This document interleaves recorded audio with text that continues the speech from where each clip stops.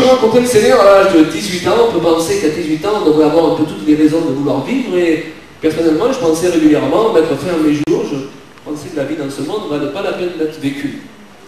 Je regardais le monde autour de moi, et je voyais que les rapports entre les gens étaient surtout basés sur l'égoïsme et l'hypocrisie. Alors ça, c'est une constatation assez simple à faire. La deuxième constatation, ça a été de voir que cet égoïsme et cette hypocrisie régnaient en moi également. Je crois que je faisais partie de ces gens qui ont toujours eu l'impression de s'être trompés de planète, vous savez. Et j'avais mal dans mon cœur, et d'où venaient ces souffrances? Vous savez, mes parents se sont toujours bien occupés de moi, je crois que c'est pas dans ce sens qu'il faut regarder. Il y avait simplement un grand vide que je n'arrivais pas à combler. D'ailleurs, le jour où j'ai lu les pensées de Pascal, où il est question d'un vide qui est dans le cœur des hommes, et ce vide est en forme de Dieu, ça m'a frappé. Parce que c'était l'état de mon cœur. Donc je ne pense pas qu'il faut, pour pouvoir chercher Dieu, obligatoirement souffrir dans la vie. Vous imaginez qu'il faut avoir le témoignage qui casse tout, hein. Il y a des gens qui ont honte de témoigner maintenant parce qu'ils n'ont jamais dévalisé de banque. Or, qui que nous soyons, nous avons besoin de Dieu. Et nous avons besoin de le rencontrer à la personne de Jésus-Christ.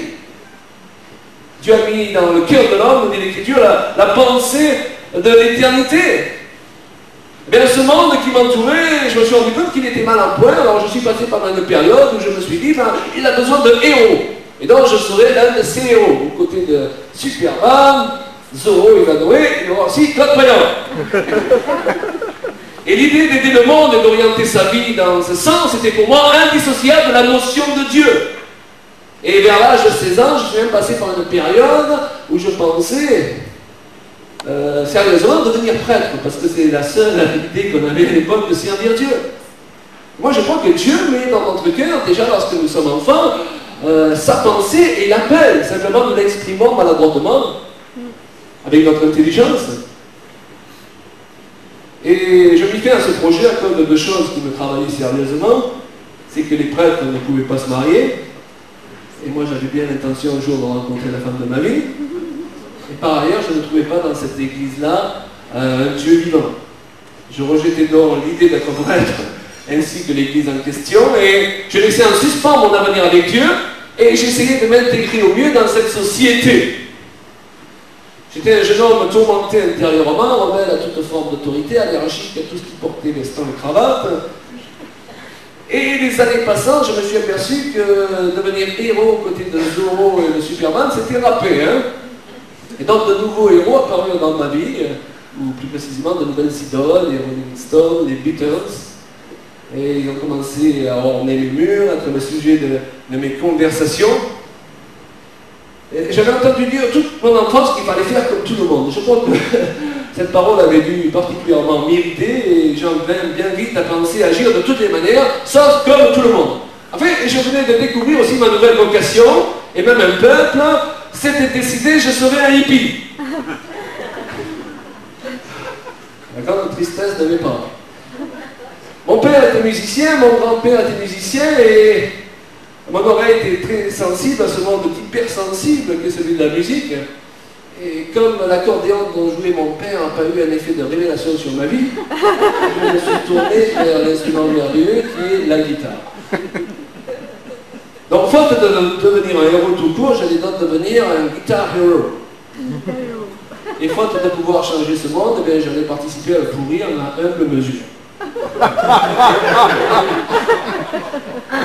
Et c'est comme ça qu'après avoir quitté l'école, je suis devenu musicien professionnel. Et, je me déplaçais tous les week-ends avec un grand bus, avec tout un groupe musical. Nous chantions dans les fêtes de village, dans les boîtes de nuit, et ça durait pendant plusieurs années comme ça.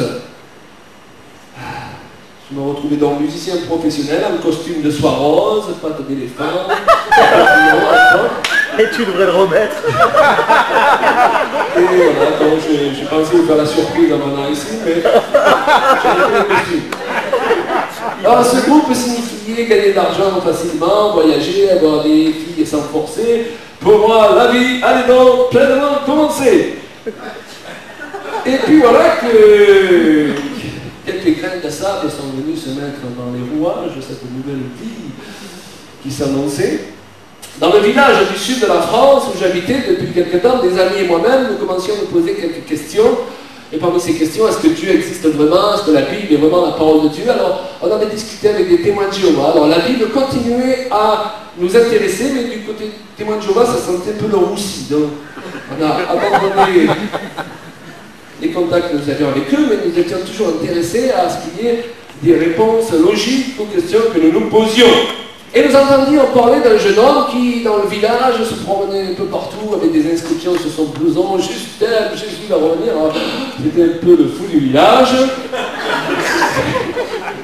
Et on a dit, on va inviter le fou, il va nous exprimer un peu sa foi, et puis si c'est pas intéressant, on n'aura pas perdu la soirée, on se sera moqué de lui. Et puis il est venu, il nous a donné son témoignage, c'était un ancien gangster, et il avait vraiment été changé par la puissance de Jésus-Christ. Et on s'est rendu compte que le fou n'était pas si fou que ça. Et en fait qu'il était beaucoup plus sensé que nous, jeunes gens, qui ne sachions plus quoi faire pour passer notre temps et nous distraire.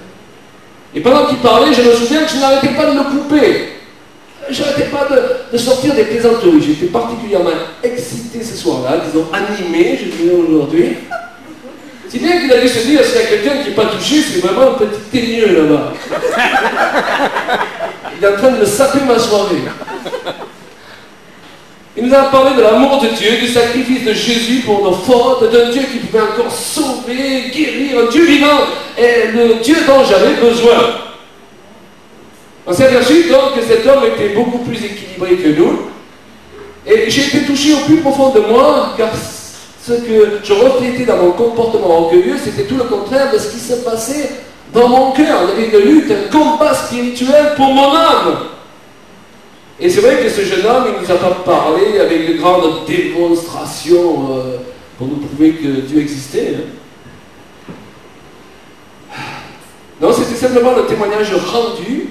Et toute l'importance de cette matinée, elle est puissante dans le témoignage. Jésus a dit, vous connaîtrez la vérité, et la vérité vous affranchira. Mais elle est puissante dans la vérité, aussi naïvement, je dirais, qu'elle puisse être exprimée parfois. Et j'ai cru en Jésus ce soir-là. Et en rentrant chez moi, je lui ai donné ma vie. Ça n'a pas été plus compliqué. Je ne suis pas avancé à un appel classique évangélique. Je n'ai pas récité une prière. J'ai fait comme Pierre dans le bateau. Je me suis jeté au pied de Jésus. J'ai été transformé. J'ai cru en Christ ce soir-là. Les expériences des gens concernant leur conversion sont diverses, mais pour moi, c'est ainsi que ça s'est passé. J'ai entendu le message et quelque chose m'a dit au plus profond de moi, c'est ça, c'est dont tu as besoin, c'est la vérité. Et tu peux y aller sans crainte, plus besoin de chercher ailleurs. C'est comme si j'attendais depuis des années derrière un rideau, et ce soir-là, le rideau, il avait été tiré. Et le Saint-Esprit, seul bibliquement capable de convaincre, venait de passer par là. Quelle joie qui m'a envahi. J'avais rencontré Dieu en la personne de son Fils Jésus-Christ qui avait offert sa vie pour mes péchés. Dieu m'aimait, j'étais précieux pour lui. Quelle révélation! Il avait un plan pour moi, un plan pour ma vie, une destinée. Après cela, je ne pouvais pas m'empêcher de parler de Jésus à tous mes amis, à mes parents, à tout ce que je rencontrais. Je me rappelle mon père un soir, après lui avoir témoigné, je me rappelle rentrer chez moi, le trouver en larmes. C'était un homme qui vivait dans les adultères. Et ce soir-là, il était saisi de conviction de péché. Il était en train de pleurer. Il me disait, je suis perdu, je suis perdu, je suis perdu, je vais à l'enfer. Il a accepté Jésus-Christ comme son sauveur. Je crois que ça, c'est un travail que seul le Saint-Esprit peut faire. Il utilise le support de notre témoignage, mais après, c'est lui qui convainc. Moi qui ne trouvais aucune raison profonde pour vouloir vivre dans ce monde, soudain je les avais toutes